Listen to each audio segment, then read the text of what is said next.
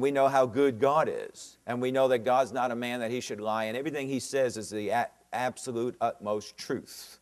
So therefore, when I lean on his word, I can have absolute assurance.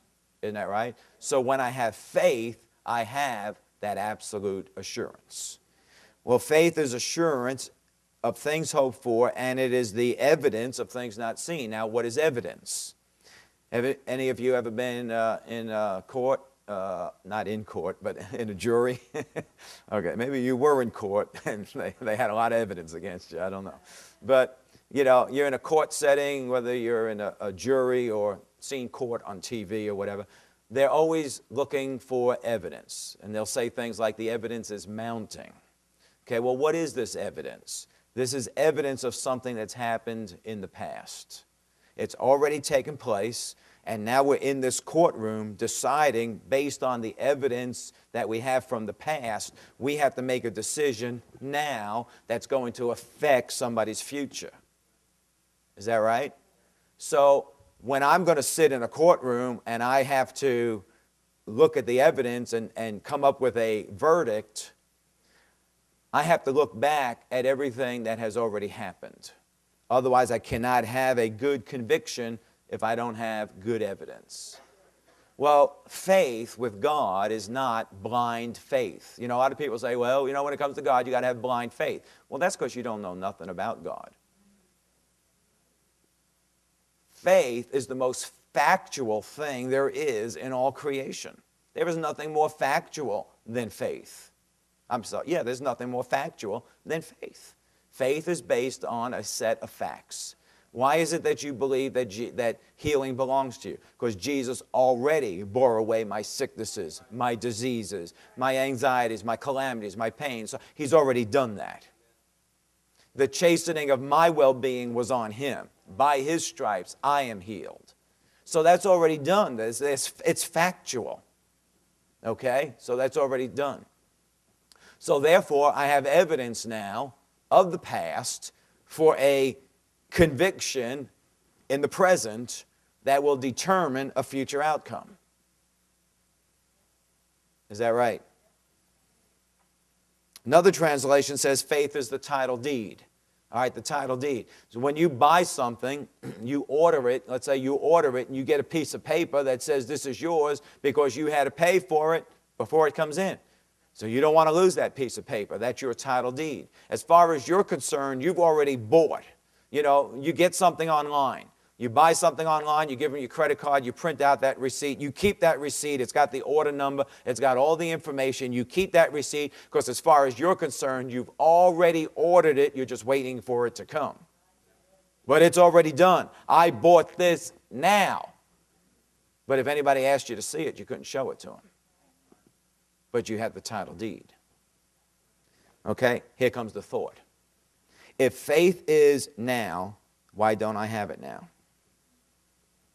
Next thought, I guess that didn't work. If faith is in the now, why don't I have it now? I guess that didn't work. All you have to do is give yourself to those thoughts and start pondering and reasoning it, and it'll weaken your faith down to nothing. Because there's absolutely no truth in those thoughts. Huh? If we don't know the truth, then we'll believe that those thoughts deserve reasoning because, after all, I'm thinking it in my mind, as unrenewed as it might be.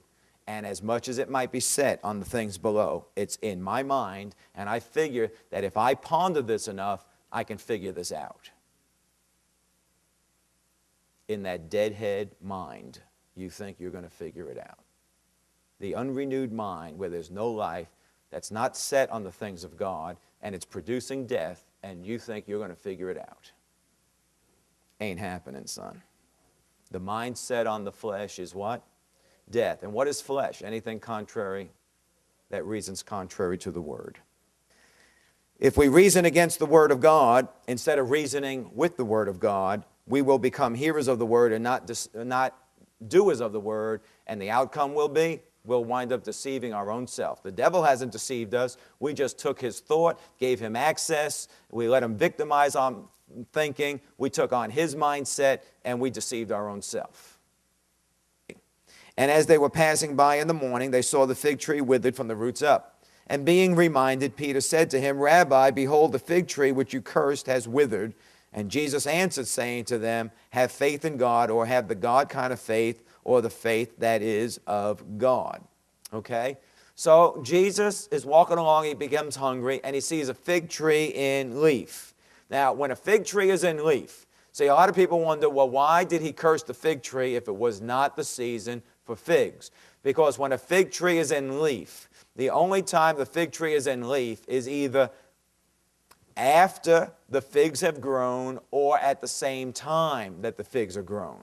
So therefore, if a fig tree is in leaf, there should be figs on that tree. If there is leaf and no figs, the tree is good for nothing. It is not going to produce. You understand? So Jesus didn't just come by and go, well, if you're not going to feed me, I'm going to curse you. You know, the tree was no good. It was in leaf. There should have been figs there. But it wasn't the season for figs. Then it shouldn't have been the season for leaf. The tree's messed up pretty bad. Yes, it's confused. So he curses the fig tree, goes into the temple area, deals with that whole situation, comes back out again, walked past the fig tree to where they were going, comes back again in the morning. Peter looks at the fig tree. And he says, oh, Rabbi, the tree you've cursed has withered from the roots up. Now, when they were walking out of the city and they were going back to their place where they were going to stay, Jesus didn't go, guys, wait a minute. Let me go check out the fig tree. Let me see if this is really working. No, just walk by the fig tree. As they came by in the morning, Jesus didn't say, guys, I know that we're headed into town, but let me just stop over here by the fig tree and let me see if it's working. No. Why? Because Jesus had assurance. Jesus had evidence. He knew that it would be so. So therefore, the disciples didn't know it, so they were a little astonished. Peter said, look, which means behold, observe. It's an exclamation. He's calling attention to it. Like, whoa, man, look at that. The tree you cursed, it's withered. I'm shocked. I didn't think that was going to happen. That's kind of like we are when faith works, you know. So Peter was astonished over it. Jesus was kind of like, matter of fact, like, no kidding, dude, what'd you expect, Okay, anyway. So the tree withered what? From the roots up.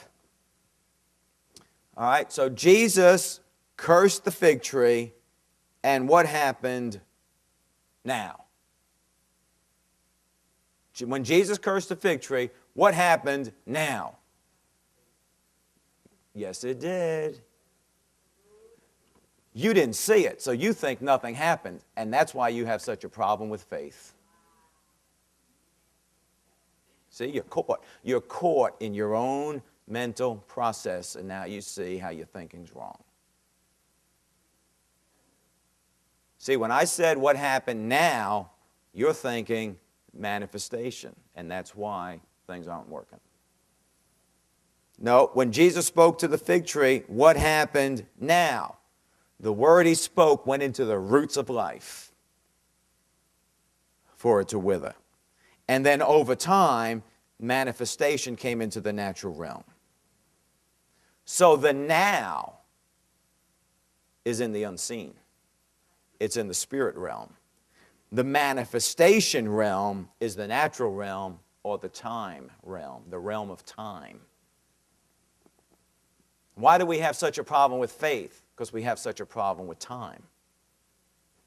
How about this for a thought? Oh, guys, we need to pray because God needs to heal so-and-so. What kind of a prayer is that? Now, to a lot of people, that's a normal prayer, but yet it's a wrong prayer. You're praying for God to heal them? No, God already healed them. He's already healed them. Happened 2,000 years ago. See, we're putting faith in the future. You can't put faith in the future. Your hope is in the future. Your faith is in the past. It's already happened. In fact, if it didn't already happen, you can't believe for it. That's like going, I believe when I go home, I do, I just really do believe this, that when I go home, I'm going to get a calzone out of my refrigerator and have it for lunch. What's wrong with that? The only problem is we didn't put a calzone in the refrigerator. So I can believe that all I want, and when I get home, I'm not having it. And I'll stand in front of the refrigerator and go, I believe I receive. I believe I receive. I believe I receive. I believe I receive. I believe I receive. It's not going to happen. Why? Because it wasn't done. If it wasn't done, you can't believe for it to happen. The only reason you can believe for something to happen is because it was already done. That's the evidence. I believe for the now because it was already done in the past. You're not believing for God to heal somebody. Well, what happens when they don't get healed? Well, I guess God just didn't choose to heal them. What?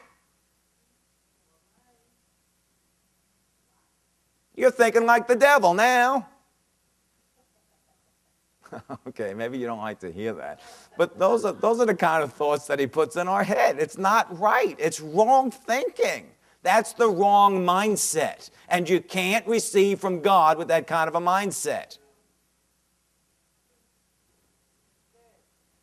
9:30, Sunday morning, basic believers, understanding of the Word of God, every single week, you need to be there.